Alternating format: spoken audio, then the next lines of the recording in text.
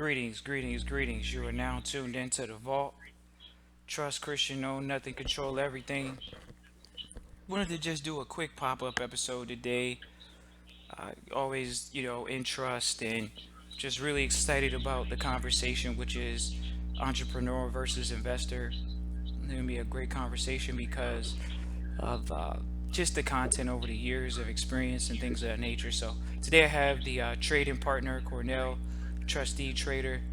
And so excited to have him on the line with us. Thanks, Ernest, for tuning in live. If you're tuning in live and you're able to type into the chat to say hello, feel free to reach out. Appreciate you for tuning in live. We got Cornell joining us. Cornell, you're on the road. It sounds like. So we appreciate you all for tuning in live, and so we're just gonna start this conversation. We really wanted to have a conversation with you all about entrepreneurship versus investorship, more of an entrepreneur versus an investor. So when you all, mentors like Robert Kiyosaki have been mentors for years for us, and so when you talk about the four quadrants that Robert Kiyosaki has, let's just go straight over to the passive investment side. That's where traditionally you're going to deal in big business and as well investing. So we're not going to be dealing with small entrepreneurs. We're actually going to talk about entrepreneurship and entrepreneurs that are building out companies that hire people other than just hiring themselves. We're going to speak from more of that perspective as well, not just from a sole proprietorship, from an entrepreneur perspective of just employing self-employed people. We're not speaking from self-employed at all. We're talking about entrepreneur that's in big business on the right side of Robert Kiyosaki's uh, what is that, the cash flow quadrant. So if you all want to Google what we're talking about right now, you all can what is that, Google cash flow quadrant, and you all can see the four quadrants. But we're talking about today the right side of the quadrant, which is passive income, which is dealing with entrepreneur and investor money. And so we want to start out talking about at least entrepreneurship in the respect that entrepreneurship is going to be dealing with hiring other people. With the intention to hire people. That's why people go get an employer identification number, is to start a business that's going to be able to hire people outside of their social security number.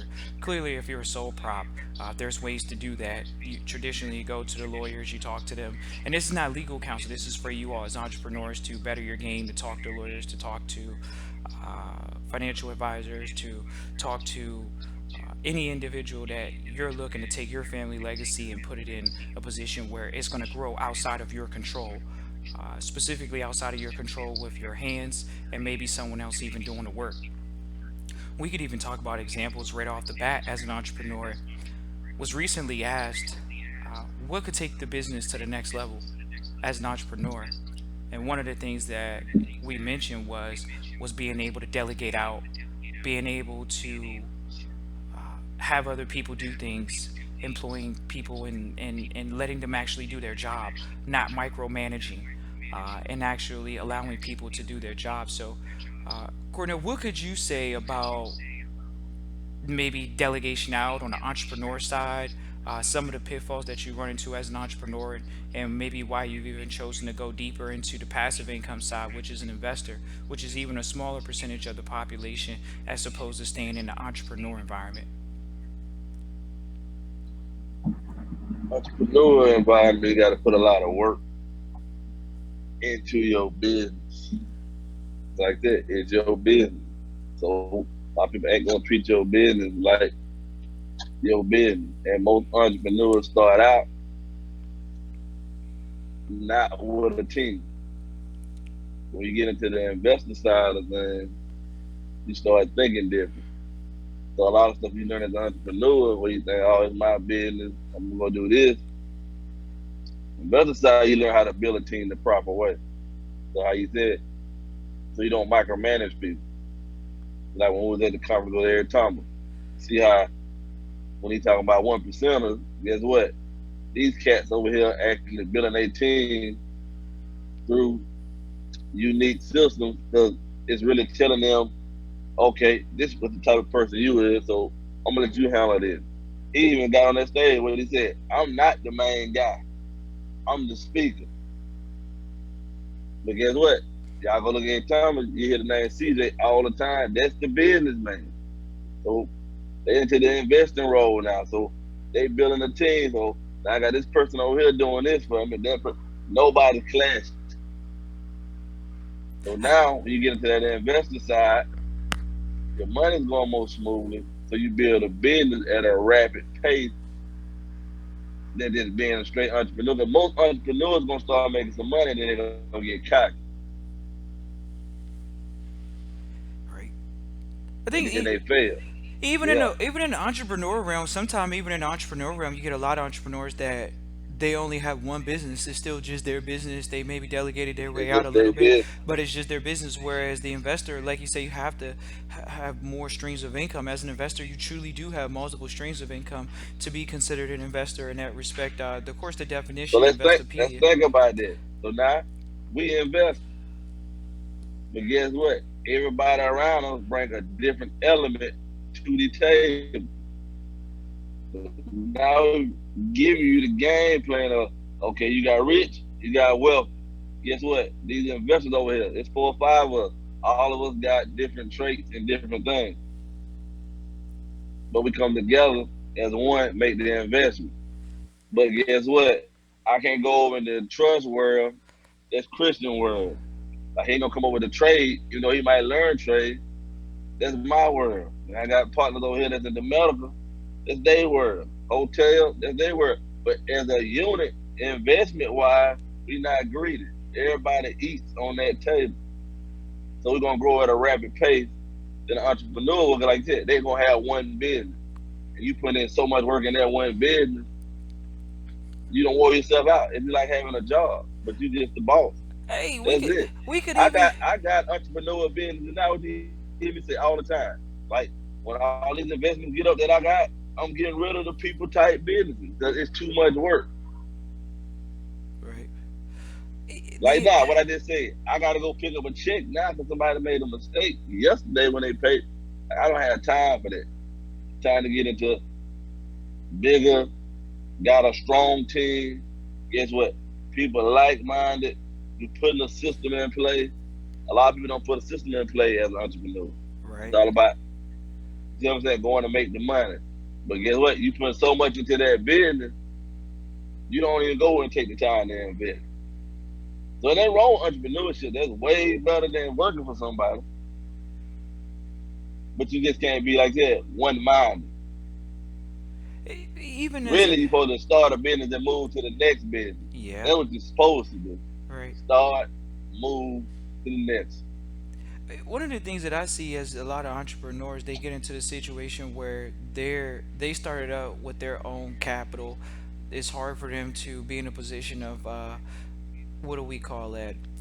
Just being able to I started, leverage I started themselves. that way, but it's what we talk about all the time. I started that way, but guess what? How many people continue to go learn, or do you think you got to a level? You might have go to business to 500,000 and think you at that level. I don't need to talk to nobody. I'm good. I'm straight. Yada yada. I never think like that. I've been learning. You know, I've been learning how to trade for years. But do you see me still say, "Oh, shoot, man, I trade. I'm good." Yada yada. No, you see me invest. So now you look up. Cornell got 7 or 8 investments going on. One of the things I Three, wanted, four. even with the investment side, Cornell, think about it. On your investment side, are you the sole investor, or do you have other partners that moderate and mitigate the risk You associated got with the other, initial you got investment? other partners. That's the mistake people make as entrepreneurs. You thinking you got to have. Guess what? Depending on the investments, that 10% might pay you a lot. You ain't Right, got to always have 50%. Think about how many opportunities people have missed out because you think you at a certain level. And think about the investment when we talk to people. Hey man, if I put in first thing people want to talk about with trade. Hey man, if I put 5,000 in, how much that mean? I don't talk no money. You come to the webinar, y'all gonna see. Cornell don't talk no money with us. Guess what? We not chasing money.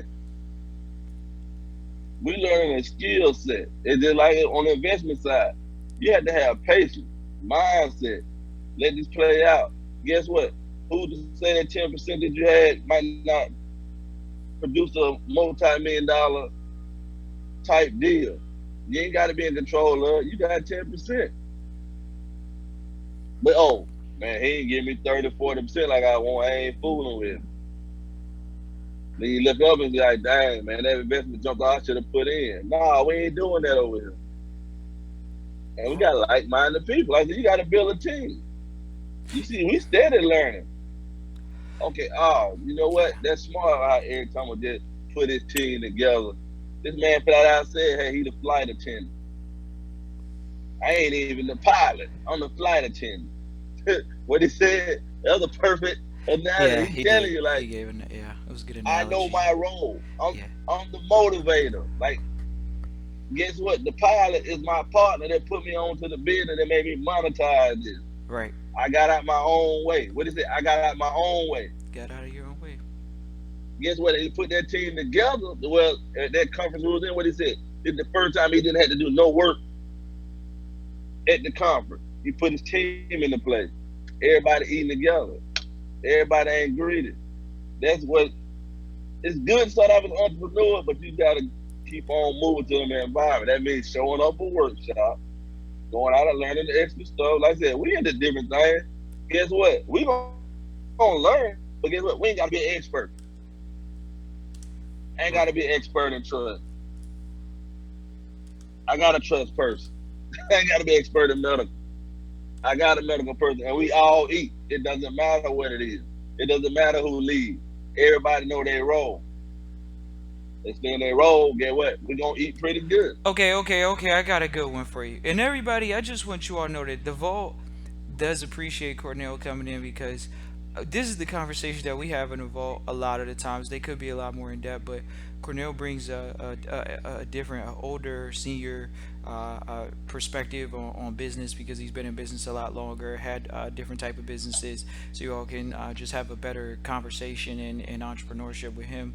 But Cornell, could you talk about how you selected your team, the process of selecting a team as an investor as opposed to an entrepreneur? What has your process been as far as working and finding teams? Have you built teams before? Have you lost them? What does your selection process look like? What's your firing process? Do you fire partners at times if they're not doing right? What are some of the parameters that you would fire them or not associate with them or do business with them as far as an investment anymore? Could you talk about some of those things? Well, I learned you got to be around like-minded people. We may not do the same thing, but we like-minded when it comes to business. So the people around me, they not waiting. Like everybody in this group, not waiting on the one person to come up with something. Everybody going out creating and coming together as a whole. And the one thing in our culture that we don't do, the reason we ain't as strong as other cultures, is guess what? We don't do business with each other. So yeah, I done found a lot of people. Guess what? It's like with trade. You can't call me and talk money every day. You ain't studying. You're not gonna waste my time. I'm just gonna be straight up front with you. Because for one, I don't need your money. For two, I don't need a lot of people to follow me to trade. That's what I'm trying to get you to see. You know how to trade. You don't need me. You don't need Christian. You, you just created some, and at the same time, you created something you can teach to your kids. This ain't going away. Right. Yeah, you invest in a lot of things, but the stock market's not going anywhere. Going anywhere. Is here's the facts. Uh-oh, Cornell, you there? Yeah, I'm here. Oh yeah. Nah. I want you to elaborate on your. I know you said like-minded people, but and you didn't really speak on what makes you say I don't want to do business with this investor. How about that? You ain't gonna. I can tell when somebody gonna invest in themselves or they trying to get over and just ride the coattail of somebody. Like I don't sit around people that's gonna ride the coattail. I invest in people that invest in themselves. That don't necessarily mean you got to have a whole lot of money. I can tell by the way you handling yourself and whether you're trying to do something. I do that with trade now. I can charge people a whole lot. Christian know that. But guess what? I would help somebody that I know that ain't got like that that's actually putting in the work. So guess what? I build stronger relationships around me with people that's actually trying to do something for themselves. Don't call me and say you trying to do something for your family, but at the same time you're doing something different. You really calling trying to get a quick buck. We ain't making quick bucks over here. Everything I'm invested in now is long term, not just for me, for my kids. So guess what? If you thinking like how I'm thinking, we ain't gonna have no issue. We gonna push it. You know, we doing different things. We gonna push each other to get to that next level. And that's pretty much what happen with the people that I'm around. Guess what? We go. You just, it don't matter who event it is. All of us probably gonna pop up and be there. That's the issue. So we might run up on you with a crew. So a group of investors is a powerful thing. I think you don't But really this is see how it too the big often. investors is moving. Like a Yeah, lot of people yeah, don't realize yeah. people not doing things on their own. You don't think Zuckerberg and Bill Gates and all the people don't do stuff behind the scenes together? They do it all the time. That's why they control a lot. They will go start an investment group. Yes. I said the main thing with our culture is everybody wants to be the man or the woman. Hmm. Like I said, you got some strong black men and some strong black sisters. When they get in certain roles in certain industries, they feel themselves. We have a real conversation. You know, just like I know. It's some you just can't tell anything. And they think they on top of the world until you get into that real world. Oh, you thought 'cause you making a couple $100,000, you thought you was doing something. Now you get around real true investors and not just entrepreneurs. Like I said, first of all, you should move from an entrepreneur to the investor if you understand the quality. That's the first rule. If you're reading the book, if you don't understand it, you don't stick at entrepreneur. Just because you the like I said, the got your own office or got your own law firm, you ain't creating wealth. You living good, but are you creating wealth? We talking about creating wealth and the stuff we doing. Now you got guys like I said, I know how to trade, but we working on $1 million opportunities, more than one. That's not entrepreneur mindset. That's an investor I mindset. got a good one for you. All right, here we go. For the weary and well-doing, Cor- Cordell, here we go. For everybody that's 25 and up, this is the excuse. Okay, they're tired, Cornell. This is 25 and up. This is a huge range. It could go up to 65. 25 and up, Cornell. They've been in the workforce. They working 40 hours maybe. They don't have enough time, and they feel like they working more than they playing. So can you speak on that? They working more than they playing. That's not good. For the ones that are actually feeling that way, that you're working more than you're playing, we're gonna have a comment on that because there's a Cornell, I need some sleep. I gotta get enough sleep. So, could you talk about, everybody wants to know the sleeping pattern of an investor. Are you sleeping better? Because why do I want to work my way up to an investor if I'm not sleeping better? So how does that work, Cornell? I sleep good. I'm on my own schedule. But at the same time, you gotta think about it. You saying you tired because you had somebody else business. Guess what? We can take breaks when we want to take breaks. You can't take a break on a job. And I got people that I know, like they're still working that thing. They'll tell you that. Like after a while, you feel miserable because guess what? It's certain things you be wanting to do. Now you can't get off. You got to ask somebody permission to get off. And people be like, "Well, you used to work. What made you? What made me get to that point when I'm sitting there working 7 to 8, like what you said, 7 to 8 hours a week? I can't get off. That's it. I'm working for the phone company. Guess what? When everybody chilling, when these storms and everything else coming in, Cornell got to go to work. Mandatory. Made good money, but I didn't enjoy none of it, and I was tired. But got into entrepreneurship. Now I'm making 3, 4 times what I made putting them 7 to 8 hours in. It was no looking back after that for me. So now I go from working 7 to 8 hours to 15, 20 hours a week. And I done made 4 times that. So now I understand about the money. We don't understand about the money through a job. Cause get what? They're gonna feed you what they want to feed you on the job to keep you on the job. Oh, Christian safe in the league? Oh, give him 10,000 more. You happy about that 10,000? Not knowing you can go do the same thing on your own. It might probably you might make that 10,000 in the same month, not over a year. These are the conversations that happen in the vault, ladies and gentlemen, and just wanted to bring you an entrepreneur versus an investor mindset conversation. We appreciate Cornell coming in. Entrepreneur. I mean, an investor through and through.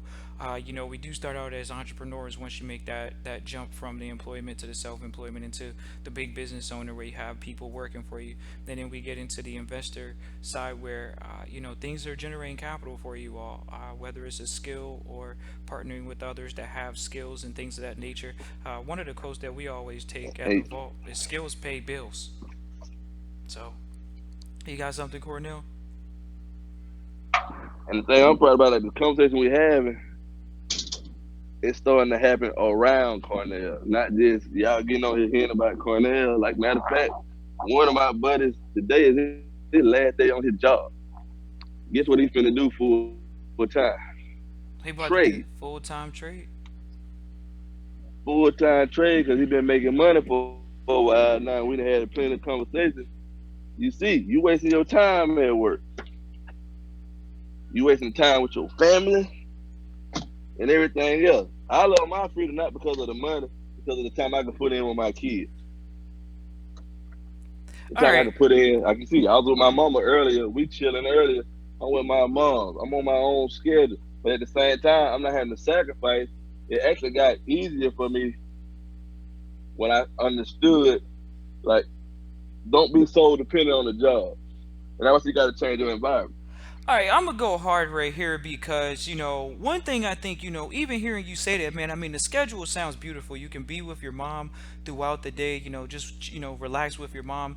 I mean, I'm gonna tell you straight up, ladies and gentlemen. Cornell was a dedicated individual. I would love for him to speak about what dedication means to him when it comes to the trading or the things that he's invested in. Because I can tell you for sure that I've been around this individual, and like I say, when you are looking to model a mentor, you want to do as they do. So when I sit around someone and I see them not on a sneaky level, like, oh man, I'm pulling out my phone and I'm looking at trades, but it shows you the dedication to what they're doing. I mean, think about how many of you all are looking at Instagram. This man is being paid to look at a chart. Period. Being paid to look at a chart, read a chart, and consistently look at a chart and know the direction of which something's And going. it And and I'm it just and being it's real. similar to Instagram. Yeah, you get and there we go. We're gonna talk about the time. You mean to tell me you ain't got time? What I do? What I tell you? Oh, we gonna look at the market when it closed. This stuff I'm teaching, like I said, you don't see it online. You don't even realize we ain't even making any decision why the market open or anything. This stuff already right there in your face. Like I tell you, they playing with you. Like, but that's worker mentality. I hate to use that word. A lot of people don't like that word. That's worker mentality.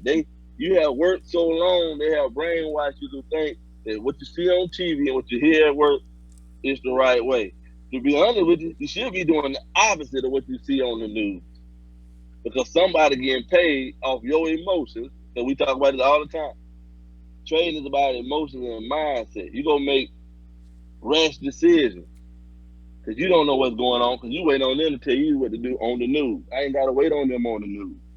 We just talked about that this morning. News came out. I didn't have to wait on the news. I was already in my position. Got paid a lot of money this morning, but I saw this what 2 weeks ago.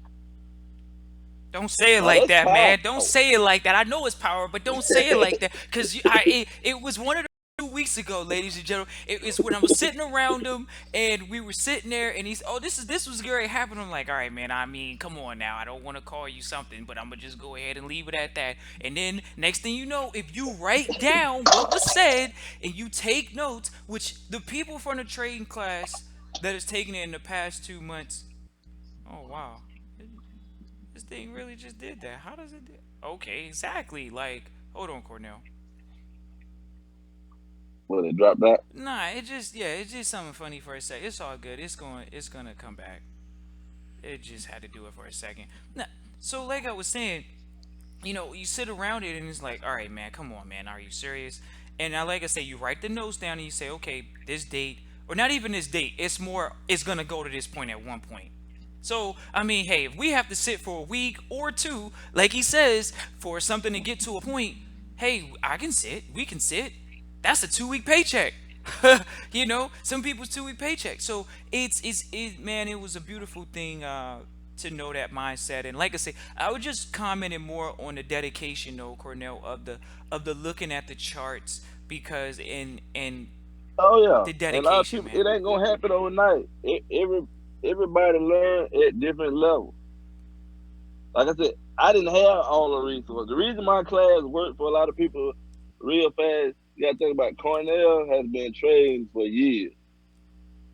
I have always kept learning. I am a learner. So when I started out, the mentor I had only showed me short trades. I didn't stop there. I moved on because I knew there was more to it than that. So guess what? I got information from different people, put it all together. The reason it's so amazing when people get on the webinar with me, because I don't sugarcoat with people. I'm not gonna have you on here for a whole week, 2 weeks, and pretty much 85% of that BS. That's what a lot of these traders doing. A lot of these guys don't even know how to trade. And that ain't just bragging. I'm just being honest with you. I done been around the people. Somebody telling you to bring people in and all that to make money and all that. You ain't gotta do all that. Have y'all seen me say you gotta go recruit one person? Am I even recruiting you for the webinar? No. I just do it because I'm blessed in the position that I'm in. I'm actually giving people the opportunity to learn that say they really want to change something for their family, that don't have no money to get in at some, well, I ain't got to sit here and argue with you about no $300 when I know for a fact the person that gave me the information paid over $56,000 for information he gave me himself. And I know for a fact if you call them same people for the same stuff I'm gonna teach you, they gonna charge you 20, 30,000 off the rip. I have got paid that type of money teaching this. So it ain't about the money when I do the webinar. I'm just trying to give you a chance. So Cornell, gonna go back and forth with you about the $300. Now, if you don't hear me when I make that statement to you, All right. then you ain't trying to change nothing for your family. Like, Say I'm a they don't make it straightforward live. person. Say they don't make it live. Can they? Is it going to be the same price afterwards? Say they can't make it live, and tell them the date, and then you all can contact the Cornell, It because be recorded. Christian at Trust Christian. It record. You still gonna pay the $300. So guess what? You know how much I done got paid to teach this. Yeah, I yeah. have taught this to Ivy League kids. If you don't have $300, you ain't trying to change nothing. That ain't being harsh on nobody. Because guess what? Everybody got a $1,500 phone in their hand or $1,000 phone in their hand, right? Right. Everybody go out every week to the movies and everything else. It ain't even really about y'all. It ain't about the money. No matter. One of the mentors told me, and I took this, and I tell you this all the time. What he said: people don't learn that they got something invested in themselves. Right. So, like he could have taught me trading for free, but guess what? Cornell at one point in time had to pay somebody to get him started with the trade. And like they told me, they could have did it for free, but I wouldn't remember anything or even took it serious. But that's my approach to $300. Just a number I came up with. Pretty reasonable, pretty cheap. I use the same principle and it's like this. What we talking about? Entrepreneur, investor I, mindset. I, The I'm. people I looked up to, they made these statements to me. And guess what? Some of my mentors might be a little bit more harsh. So like this, this side of the quadrant ain't for everyone. Everybody can't do business as an entrepreneur. They might have a jacked up attitude. They don't know how to deal with different type of people. That's why their business not successful. We really want to talk entrepreneur investor mindset. Like even as an investor, if your mindset is not right, it don't matter how much money you got. If you can't work with a team, how you gonna grow? So we pretty much talking about basic tools right here. It ain't really about the money. The money gonna come. What I say about the trading all the time. People, I know the question is, well, man, I gotta have a lot of money to start. No, you don't gotta have a lot of money to start. What you need to do is sit down, look at this chart, what Cornell told you, and when that light bulb finally pop off, you're gonna understand that $500 or $300, $400 you start with, like how my aunt started with it. And actually, I talked to her the other day. Now, guess what? Your goals change. Now we get from that worker mentality. Oh, we're gonna pay our house off in 20 years. When my aunt told me she's gonna have a house paid off in 2 more years. She done paid the student loans off. She started with $400. It's a regular person that took it serious. And guess what? When I told her about my study habits, that's what she caught on to, not the money.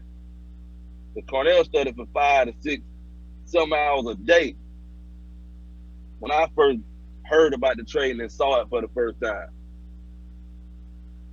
And I still teach it to the same way. Get what? They're supposed to give you accounts to play with. You know that. They give Yeah. you demo accounts. So you being greedy if you come to me like, I lost 30,000. You ain't lost 30,000. Nobody around me had lost no $30,000. They followed the same stuff I told them to follow. And ain't too many traders gonna be able to tell you this.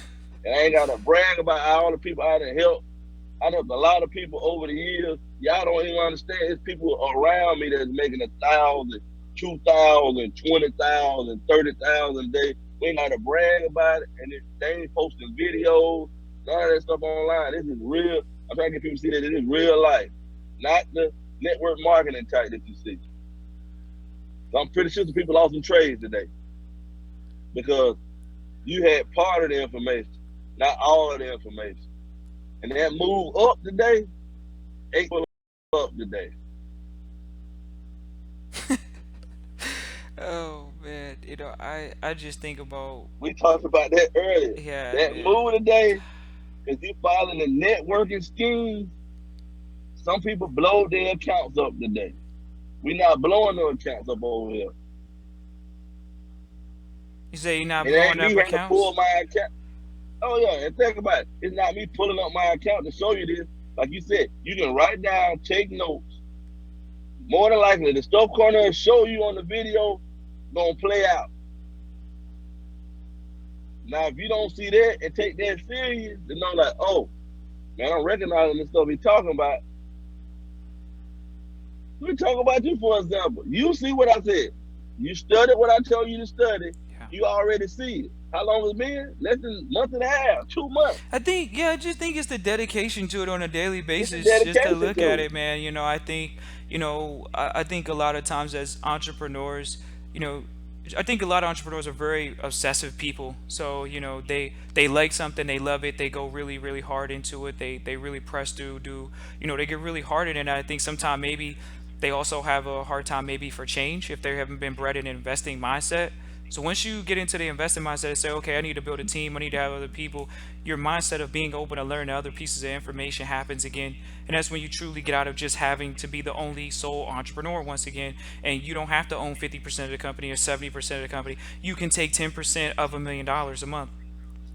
And that's a lot. So we'll be happy with that. And I think that a lot of entrepreneurs don't think about that. And the way sometimes that you can get that is through the dedication of the study of knowing what else that you got your hands in.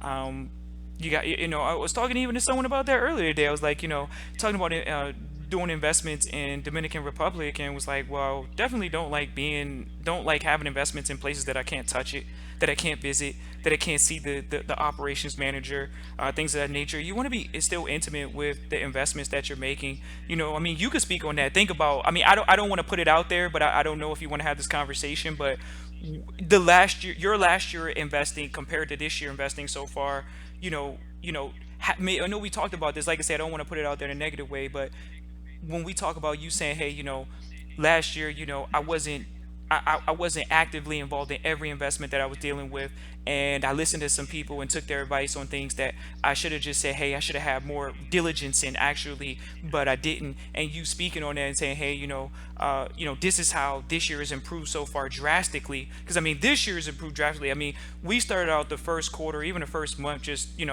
on fire, man. Literally again. So that was bam, check dropped, major check drop. So it started out the first quarter, great. Could you speak on that, Cornell, about maybe last year investment thought process as opposed to this year, how you've improved it? Yeah, because I fell in the trap like most people fall in the trap. A lot of people follow people. Guess what? A lot of people is not doing what you think they are doing. From athletes to celebrities, they really not doing what you. A lot of people know when they get to certain levels that people gonna listen to them, regardless of what they say. But then guess what? They might be putting you into a bad investment. So we did that a few times last year to the point I never did that before. I got out of my element. 'Cause I'm listening to other people like, okay, this guy, this lady, they in this position, okay, you know what? I'm gonna follow them. I'll never do that again. Like I said, I like to be hands on. So every investment I'm telling you about, guess what? I'm hands on with. And guess what? It's working out. Nobody's bumping heads. And guess what? Around like minded people, I still know my role in each one of these businesses. But at the same time, I teach them, they teach me. We keep on moving forward. It ain't, hey man, just bring me $100,000, and oh, you gonna get this and get that. That's what most people doing to y'all right now. How Speak. many of y'all have been approached by? How many of y'all have been approached by these traders right now, and they telling you to bring them $300, $400, and they telling you they're gonna change your life. They're not really telling you, no matter how much money you got, you gonna. Matter of fact, we had this conversation when we was in Houston. What I said, people think they can beat the market because they got a lot of money. I done seen the market humble some very rich people real fast and thought because I got enough money, I can outswing the market and I ain't got to go study because I got money. That's how powerful the market is. I done seen some people humble themselves where they be like, oh, this ain't no joke. Like you seriously got to sit down and learn this. Yes, it's not one of them things because most people think when they got a set of money that they could pretty much just put it there and oh they control everything. No, we ain't into that type of stuff. A lot of times that stuff don't work out. This isn't a pickup team. Business and investing is not a pickup team. This is an actual Nah. franchise, ladies and gentlemen. You are putting together a franchise. You are putting together your brand, your family brand, and the team and the people that you can associate with that have some type of wherewithal, some type of financial sense, some type of business acumen, some type of people skill, some type of like you say, knowing the roles inside of the businesses in general. Whether you're the flight attendant, whether you're what do you call the pilot, whether you're the actual air traffic control, whether you're the grounds crew. I mean, these are critical elements to getting a plane of And value. actually You know? listening to people. Yeah. So like all of us is in good position, but guess what? I respect Eric Thomas for putting that conference on because guess what? Now you see how to really guess what? This man around 1% people. That's why he called her 1% comfort. They sharing information with him. It ain't there for he don't want you there for the hype of him just motivating you like how he do online. Like they in there talking some real stuff. Like we looking at like, you know what? We got these businesses. We need to do that with our employees. We need to do that with our staff. Man, we need to do that on ourselves. Because Self-assessment. guess what? Yeah, they showing you how the billionaires operate. Why they operate so smoothly. They know who they dealing with. But if you not wanting to learn, you gonna stay where you at. Even though you might be successful in your business, what you gonna do in your business slow down and you ain't open up to learning. What you gonna go to? Is it like a job again now? If you depend solely on your job and you get laid off, you hear me say this all the time. What are you gonna do? Now think about this: you in that nice house, driving that nice car, and you got kids, and you got to face your kids. Yeah, do y'all realize that most of these jobs is not? If you got that $100-some thousand job, the the the possibility of you finding another one right now nowadays, and believe me, this is truth that I'm telling you. 'Cause I know this is happening to people. They not finding them same type of jobs when they go back into their work field. So just imagine after 10, 15 years of hard work, You had to go back down to square one because you never invested in yourself. Because you thought you made it because you finished school. And school is, I'm not going to say it. We're going to stay off school. But it's a trap. It's a trap. But it's good to be getting in that investment. Get what? We can stop saying it's a trap when we're doing the same thing they doing. Now we got endowment. I can go to the school and say, hey, I want you to teach this trade. I got the whole curriculum right here. I'm gonna give y'all this donation. I want this taught at this school. I want this taught at this HBC. You wanna know why HBCUs don't have programming like that? Because the people that's controlling it, I hate to say it, it's controlled by older white people. Endowment. They the ones that make the curriculum at the school. They the one that's providing the funding for the HBCU you talking about. Go do the research on your HBCU. And we had this argument, we had this argument with people all the time till they go back and actually research and you see like, oh, this deeper than what you think. But people want, like I said, we talk about TV and we talk about people talking to you.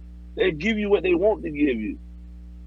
We know the process of how to get the curriculum in the college because we put ourselves around the right people. Now, okay, my school ain't got to suffer or my area ain't got to suffer because I know the proper procedure. Right. We don't know the proper procedure. Now you're going to these colleges, you going to school for stuff you can't even get a job in. Y'all explain to me how all these Ivy League kids get picked over you because they teaching business. They teaching them to be CEOs.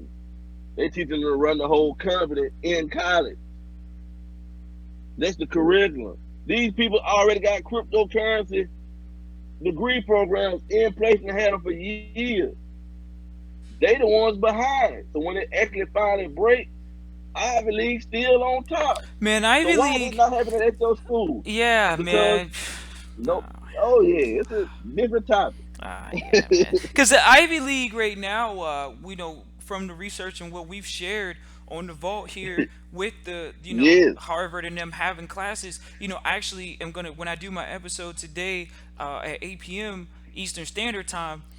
I really just want people to know that yes, like there are foreign banks right now that are continuously switching over their systems to Ripple. And this is just the reality. There are bank systems switching over to cryptocurrency style of integration and that or go back to what we blockchain. just said about. And guess what? You hear on TV all the time about how bad crypto is in the space. Oh yeah, man. Because guess what? The U.S. is they blocking you, but everybody making money behind the scenes. Guess what? Fidelity making money off of it. And when we talk about these Ivy League, these programs been in for 2, 3 years, people. You got to educate yourself, get around the right people. Don't sit at the house and watch the news because they lying to you. Like I said, they steady moving money over there. Banks swapping over. Yeah, and I have a bank that we definitely want to share for tonight, but it is definitely one of those things you think about it. Who's going to be working those jobs? It's going to be the Ivy League students that are going to be working those jobs because they obviously have the education to fulfill the need of the marketplace, which is now you all are using currency payment methods that don't that I mean who's developed who's working in that field, and you're going to see who's working in that field, Ivy League development, but at the same time you're going to see that you're already doing those currency crypto exchange patterns. If you guys don't know, you could have bought Bitcoin, I think, through Cash App now for at least a year in the States. That's crazy. They've had that available for over a year, I think. And so, to be able to buy fractions of Bitcoin through Cash App or send Bitcoin through Cash App, these currency integrations are already happening. And it's just really interesting to see how people are either prepared or not prepared for the technology, how they're not educating themselves about the technology. Everybody's, oh, you got to develop an app. What happened to the cryptos or the blockchain technology that's being developed for every scale of business on the internet? And so, everybody says, oh, get a business on the internet, get a business on the internet. Well, that's what's getting ready to run the payment transactions. It's either you're on the internet and you're doing business or you're not.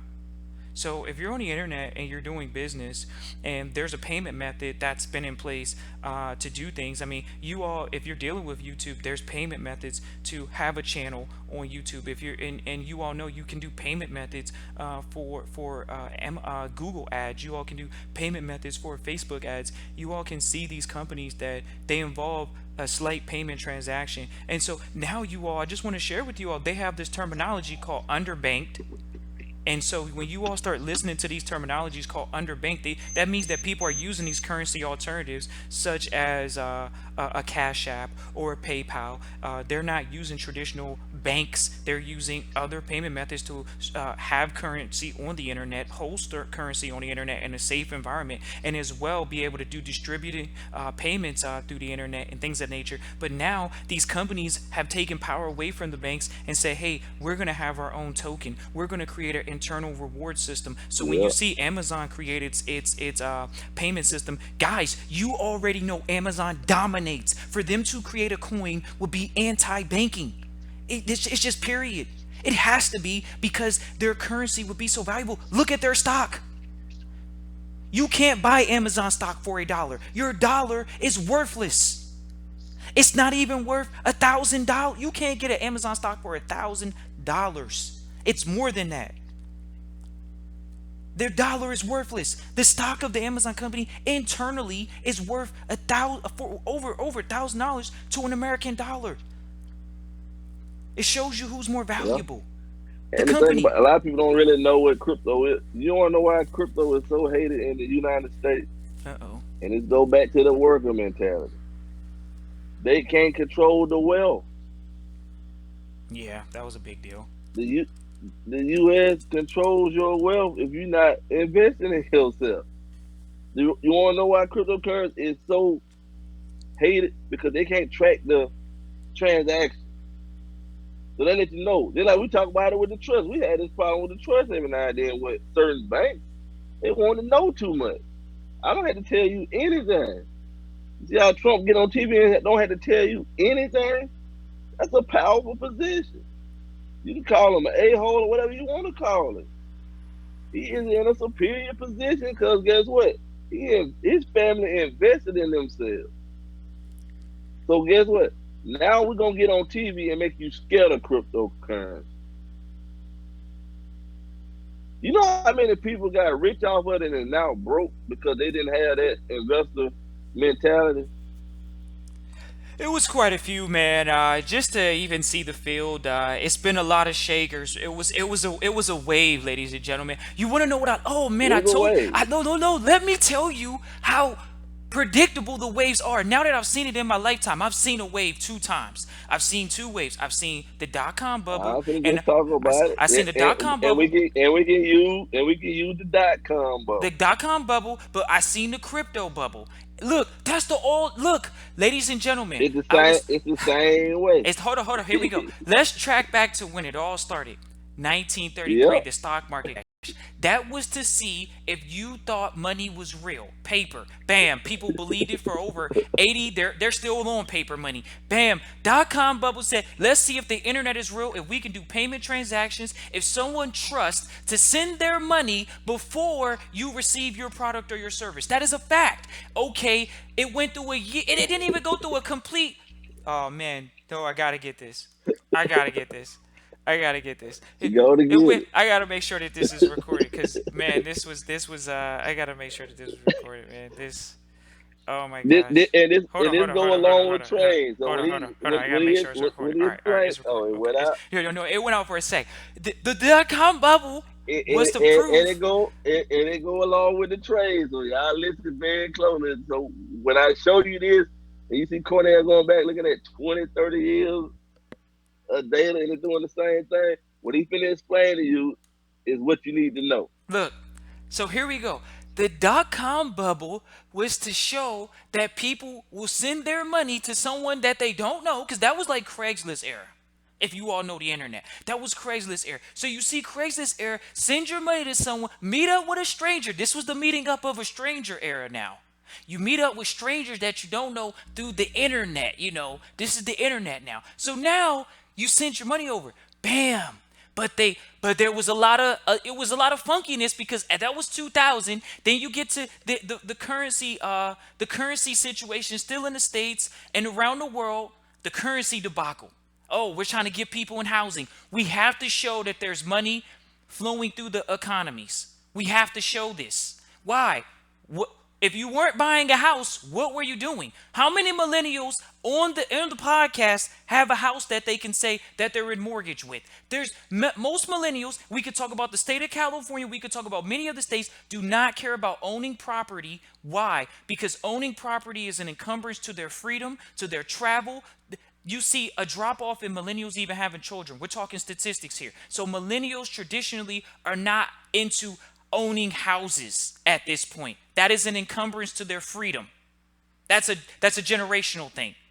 So we went through the housing debacle. And now we got to, I mean, ladies and gentlemen, the cryptocurrency is already in billions. So when you see a market, it's billions, it's millions, whatever. What's the market? The cryptocurrency went into the finance department. They went into the trillions, the foreign exchange. They're competing with the $1 trillion market now. It's just getting started. It's at a bubble, a low. They said it was a bubble. They bust the bubble, ladies and gentlemen. The bubble was bust. Everybody knew it was riding high on the hog. So many people sat on Bitcoin at $300. They were like, man, I got it at $300. I got it at $700. I mean, I got in so early, and they rode the wave all the way to 20, and they didn't get out. They didn't sell high. They didn't sell. They didn't let go of the market. So guess who came into the market when they saw that the retail investors sold? They didn't sell yet. The banks. The banks said when it was at what do you say the banks got in? 15, 12 to 15, took it to 20, and then they said, okay, we're up. We already doubled our profit because you think about it. If you get in at 10 and you sell at 20, all you're doing is selling off what you made, and now you're back down to 10. So that's what happened. They sold back down their position at But 12, and then the retail we investors fleed the market, and it dropped back down to what 5 to 7 now. I mean 5 to 3 now. In 2019, it dropped back down. and now and now and now we gonna make it sound bad for a little while, so you don't go back in and try to get rich again off of it. Because people did get rich off of it that they didn't want to get. Basically, it's one. Like I said, with the internet, it's basically people getting rich that they don't want to get rich. They don't understand anything about money. That's how the government looks at you. We do not want you to get rich off of this product because now we can't control you. And you do know that you can get locked up for giving the wrong person too much money. I don't think a lot of people even realize that's how serious money is. You can get your cousin with that bad criminal record.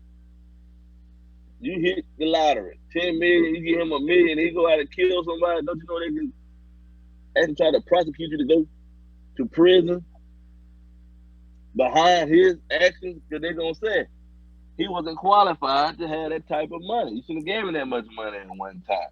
That's how serious money is. So that's why they do these things. There's a lot of people that got millions off crypto real fast that don't know nothing about trading. And guess what? They know how to go in without having to just physically do something to you. Oh, and go another .com bubble. We know how to take care of this.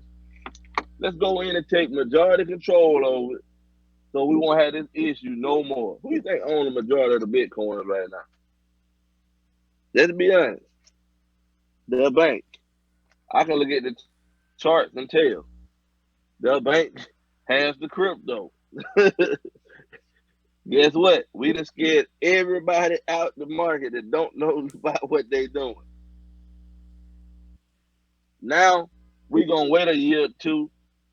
Now you gonna see that Bitcoin is probably gonna go to those levels that they talking about, and you will not be involved because they scared you out. Now they super rich. Now Bitcoin at that 50 or the $100,000 level because they know they control the market. Look, It's not gonna go back up till they sure that they got 100% control of it. I got a good one for you, ladies and gentlemen. Investing is not you have to see it to believe it. Okay, you don't have to see it to believe it. It's just one of those things. Fred, feel free to reach out. Just contact us. I'll put the email in the chat, Christian at Trust Christian. If you all want details to connect with Cornell about the trading webinar, because he is going to do a final trading webinar, I know at least for this time of the year. Um, it's going to be in May. It's going to be May 18th, 19th. So it's a Saturday, Sunday. Once again, it's 3 hours each day. And you all can contact us, Christian at Trust Christian, to get in contact with Cornell about the trading, or Trustee Training. What is that? Christian at Trust Christian. Once again, for Trustee Training, we have a 12-week course. We're already 2 weeks in. We're not going to allow people to really come in after the first block. That first month is critical, but at the same time, 12-week course, powering it out. Ton of trustees right now. Really excited about it. Yeah, if you're one of those people that have to see it to believe it, that's the investor realm probably won't be for you. I could probably rest assured on that one, because it just doesn't involve you seeing it to believe it. Ladies and gentlemen, it's just like Cornell says. Hey, I researched the trading. If you all are researching investments that you all are looking to make, such as the crypto, you all, I mean, come on, you guys got Google phones. They have algorithms that study your internet search patterns. So if you're searching cryptocurrencies, they're going to start shooting you feeds in your news feed about that, and you can see international news where there's banks adopting this, where there's even national banks, and that really what's going on, ladies and gentlemen. If you don't know, there's two levels of banking, or many levels of banking. One of them is institutional banks, investment banks such as J.P. Morgan. I was talking to someone earlier; they didn't even know who Merrill Lynch is, but they're a bit used to be a bank. I think they got bought out by Bank of America, but Merrill Lynch is an ex-investment bank. These are banks that traditionally deal with high net worth clients and make investment for high net worth clients. So they're not the traditional banks where you go in as a depositor and deposit your money and things like that. They're traditionally made. They're called private wealth banks and things of that nature. That's the private side. That's the wealth side of the bank, and things of that nature. So they're a great aspiration for you to get there. But the resale side of the bank, they're not really selling those securities and things of that nature. It's a disadvantage because you don't really know about it. You don't hear about Bank of America really just saying, "Hey, we're making investments in crypto." You don't hear Wells Fargo. You don't hear what other banks are out there, Wachovia, if they have them out there, or U.S. Bank. You don't really hear them saying that they're making those investments because they're traditionally smaller. They're holding retail investors' money. But guess what? Don't think that they're not going to be into the game and the play of the game. First of all, Bank of America does have a wealth division. So when you understand that they might not say it on the public side, or the traditional public investor side, retail investor side, that they're making investments in the crypto, just know that on the private side with the private wealth division, they've already made that announcement. It's called U.S. Bank. They're not called Bank of America on the public side. I mean, well, they're called Bank of America on the public side. They're called U.S. Bank. It's a private bank. They're focused on private wealth, high net worth clients. So, just being aware of these banks and understanding how they're making investments, they're dealing with it, they're adopting it. I mean, ladies and gentlemen, you don't need to be the smartest person in the room when the people with all the money in their hand is actually saying, "Hey, this is where we're putting our money at." So, I mean, this is a lifestyle, the lifestyle of learning and educating yourself on different type of investments. And that's why the mindset is never stuck on, "Oh man, I just got to go in, I got to make sure that I can help these people eat their work here," and things of that nature. It's more about leverage, creating further opportunity, things of that nature. So I appreciate the time. I don't really have much more. I think me and Cornell, we gave a great conversation about entrepreneur versus the investor, and it's just the different mindset, ladies and gentlemen, that we have as the investors and trustees and traders, and just wearing those different hats. Understanding that you have to wear many hats and not being closed off and opposed to wearing hats. So now thank you all for tuning in live, listen, replay. Cornell, you got anything to wrap up on? Nothing for real. Okay. Well, we appreciate you, man, for tuning in and coming through. Always appreciate you coming through for a quality conversation with the audience. Everybody, if you all have a question for me or Cornell, feel free to type it in the chat really quickly before we go off. But we really wanted to make it a point to talk about entrepreneur investor, even for the next generation, because you can get stuck into a common paradigm, but there's great to always have alternative thought process. When it comes to entrepreneur and investment mentality. And I think we've said it, surrounding yourself by the right people, pushing yourself outside your comfort zone, always continuously learning. People say, "What are your study habits?" Those are the habits. I don't need to go out and get money. I need to be good at what? Studying. I need to be good at what? I need to be good at focused on surrounding myself by the right people. I need to be focused on making myself uncomfortable. You know what I mean? Those are big things when you're able to say, "I got to get myself uncomfortable." That alone is going to give you the clues that you need to go to the next next level. So you don't need to think about how do I get the money. You got to think about being uncomfortable, because being uncomfortable is what gets you the money. You being uncomfortable growing in something gets you the money. So, Cornell's outside moving around. Uh, yeah, no problem. But we just wanted to share that with you all because that's on our heart. But we appreciate you all, and thank you all. You all can tune in live tonight at 8 p.m. Eastern Standard Time for the Vault. We'll be going over the ABCs, LLCs, S corp, C corp, and trust. Really talking about the business entities that is promoted to the public and for most people to be known. So really important just to talk about the basics, ladies and gentlemen. I even think about Cornell. We always talk about going back to the fundamentals, and you can never leave the fundamentals. You rather be a master of the fundamentals than trying to do something fancy. So really appreciate you all for tuning in live, listening to replay. Thank you all, and we will hear from you soon. Christian at Trust.